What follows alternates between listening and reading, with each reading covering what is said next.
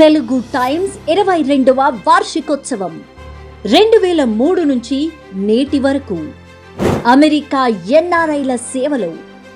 అమెరికాలో గుజరాతీలకు Gujarati paper, పంజాబీలకు Punjabi paper, మలయాళీలకు మలయాళ పేపర్లు ఉండగా తెలుగు వారికి తెలుగు పేపర్ లేని లోటును తీర్చాలన్న ఉద్దేశ్యంతో 2003లో తెలుగు టైమ్స్ ను ప్రారంభించారు.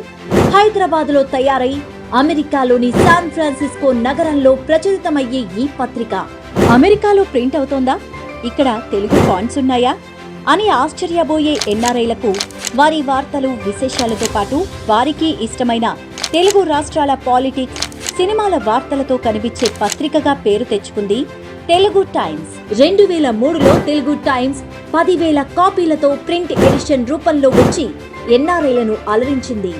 2013 మే 27వ తేదీన అప్పటి మంత్రి శ్రీ పొన్నాల లక్ష్మయ్య చేతుల మీదుగా తెలుగు టైమ్స్ పోర్టల్ ప్రారంభం. తర్వాత ఈ పత్రిక ప్రారంభమైంది. మార్చి 16, డిసెంబర్ 16, 2022న తెలుగు టైమ్స్ యూట్యూబ్ ఛానల్ ప్రారంభం.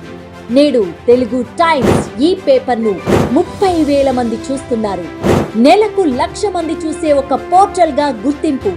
65,000కు పైగా సోషల్ మీడియాలో సభ్యులు కలిగి ఉన్న తెలుగు టైమ్స్ దాదాపు అన్ని తెలుగు సంఘాలకు మీడియా పార్ట్నర్, అన్ని తెలుగు గ్రూపులకు ఒక లైజన్ ఏజెన్సీ, తెలుగు రాష్ట్రాల దేవస్థానాలకు, అమెరికాలోని హిందూ దేవాలయాలకు వారధి.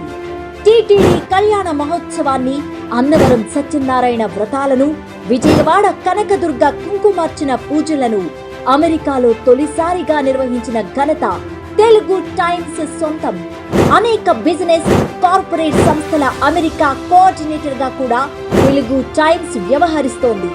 2023లో తెలుగు టైమ్స్ బిజినెస్ ఎక్సలెన్స్ అవార్డులు ప్రారంభం. 2023లో శాన్ ఫ్రాన్సిస్కోలో, 2024లో డల్లాస్లో, 2025లో న్యూజెర్సీలో బిజినెస్ ఎక్సలెన్స్ అవార్డులకు వేదికగా నిలిచిన నగరాలు.